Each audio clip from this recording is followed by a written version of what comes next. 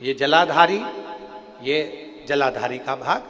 द्विजेश्वर महादेव का नाम लेकर जो जल चढ़ाया जाता है वो यहां से चालू होता है, जहां से पानी बहकर नीचे जाता है ना, जहां से पानी बहकर नीचे जाता है तो यहां से जल चढ़ाना प्रारंभ होता है द्विजेश्वर महादेव का। द्विजेश्वर महादेव का जल यहां से चढ़ाते चढ़ाते चारों तरफ घुमाते हुए वापिस जलाधारी पर आता है, जहां से जल अपन बह रहा है उधर, फिर वापिस आता है और सामने जहां तुम खड़े हो, चाहे इधर खड़े हो, चाहे इधर खड़े हो, चाहे इधर खड़े हो, वो जल वापिस आकर फिर इसी तरह से धार पड़ती पड़ती शंकर के शिवलिंग पर जाती है और द्विजेश्वर महादेव से प्रार्थना करी जाती है तो कैसी भी दुख की घड़ी हो वो दुख की घड़ी टल ही जाती है। वो द्विजेश्वर महादेव, मान लो अगर कोई भूलवश भी एक लोटा जल लेकर शिवालय में आ जाए और द्विजेश्वर महादेव का नाम लेकर अगर जल चढ़ाए तो उसको जिंदगी में कहीं अटकाना नहीं, उसको भी पास कर ही दे।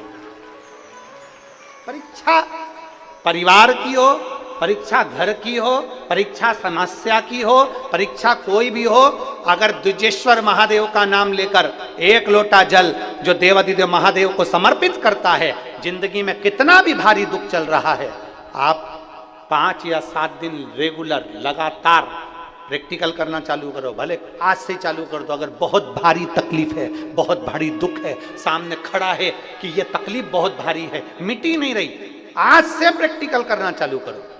द्विजेश्वर महादेव का नाम लो, एक लोटा जल लो, शंकर भगवान को समझना जरा अच्छे से। जैसे ये शिवलिंग, ये जलाधारी, ये जलाधारी का भाग।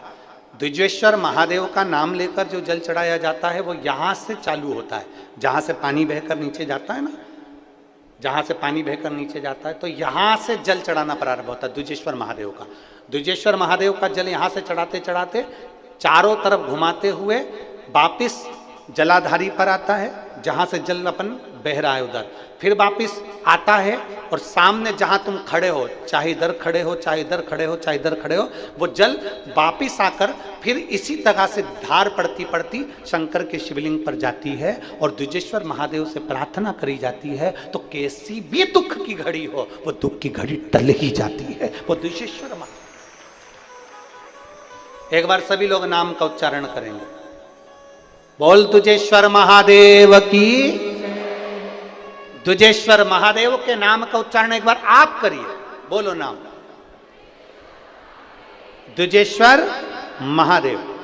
अगर नाम समझ में नहीं आए तो शिव महापुराण की पोथी उठाना, गीता प्रेस गोरखपुर की शिव पुराण लेना, उसमें द्विजेश्वर महादेव की पूरी कथा मिल जाएगी। द्विजेश्वर महादेव के नाम का उच्चारण करें।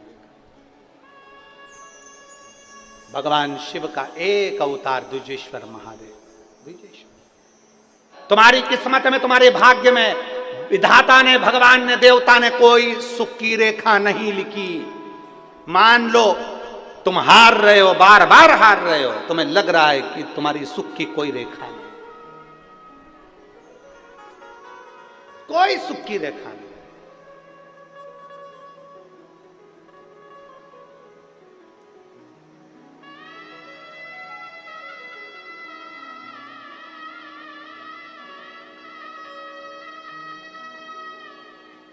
और तुम्हारे जीवन में कोई अगर सुख की रेखा नहीं है, तुम हार गए। बहुत सारे लोग हैं ऐसे, नए नए बच्चे 10th का एग्जाम दिया, 12th का एग्जाम दिया, सीए का एग्जाम दिया, इंजीनियरिंग का एग्जाम दिया, डॉक्टरी की पढ़ाई कर रहे हैं, नहीं है, हार गए। नौकरी के लिए पूना चले गए, मुंबई चले गए, हार गए। मेरी नौकरी नहीं लग रही, मेरा व्यापार नहीं चल रहा, हार गए। किसी ने कह दिया तेरी दुकान बांध दी, किसी ने कह दिया टोना कर दिया, किसी ने कह दिया नजर लग गई, किसी ने कह दिया कुछ हो गया। जब भूतों का नाथ, भूत अधिपति स्वयं मेरा महाकाल राजा तुम्हारे एक लोटा जल चढ़ाकर आते हो और पानी लाकर जब दुकान पर छींटते हो तो किसी के बाप में दम नहीं है कि तुम्हारी दुकान पर नजर लगा दे, क्योंकि भूत अधिपति महाकाल राजा वहां है। कौन नजर लगा? किसकी हिम्मत, किसकी सामर्थ्य था?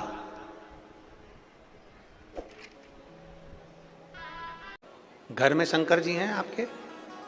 किस किस के घर में है? जरा हाथ उठाओ तो जरा। सबके यहाँ है? रखो रखो, बहुत बढ़िया।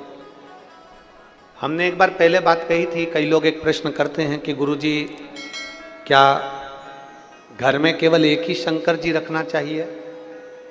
क्या घर में एक शिवलिंग रखना चाहिए कि दो रखना चाहिए? कितने कितने शिवलिंग हम घर में रख सकते?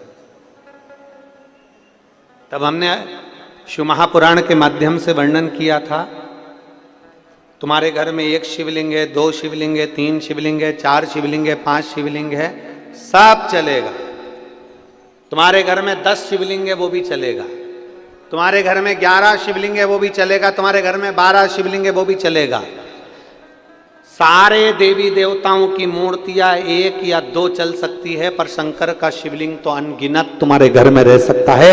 वो शंकर तुम्हारे घर में जितना है उसमें ये मत सोचना कि मेरे घर में एक है तो मैं एक ही रखूं, दो है। हाँ, ये भी जरूरी है कि ज़्यादा बढ़ाने की जरूरत नहीं, जान करके मत बढ़ा। तुम्हारे घर में है, सास के समय का है, तुम कहीं गई थी, ले आई थी, रखा है, ठीक है, सेवा कर रहे हो, ठीक है। अब कई लोग कहते हैं गुरुजी अगर शंकर भगवान का शिवलिंग है तो उसका रोज पूजन जरूरी है। हम कहते हैं अगर मान लो कहीं जाना है, कहीं जाना है और घर में शिवलिंग है तो उस पर एक बेलपत्र चढ़ाकर तुम 10 दिन के लिए भी चले जाओगे ना, तो भी मेरा शंकर कभी तुम्हारे ऊपर रुष्ट नहीं होगा। मेरा शिव जी कभी नहीं कहेगा कि तूने मेरे ऊपर जल नहीं चढ़ाया। वो प्रसन्न की प्रसन्न ही रहेगा, वो प्रसन्न की प्रसन्न ही रहेगा। उसकी प्रसन्नता कम नहीं होगी, वो प्रसन्नता का भाव उसके अंदर रहेगा। अब दुनिया के लोग कहते हैं कई बार कि शंकर जी गुस्सा कर देते हैं, अगर तुम ऐसा नहीं करोगे तो भगवान शंकर क्रोध कर देंगे। कई लोग कहते हैं तुमने पशुपति व्रत ऐसा कर दिया इसलिए शंकर जी ने क्रोध कर दिया। ना ना ना, तुमने क्रोध, शंकर भगवान अपने भक्त पर कभी क्रोध करते ही नहीं है। जैसे घर का दादा अपने पोते पर कभी क्रोध नहीं करता, थोड़ा बहुत अगर चिल्ला भी देगा ना तो बाद में उसको गोदी में बिठाकर अपनी जेब में से 5 रुपए निकाल के टॉफी का दे ही देता है, वो दे ही दे।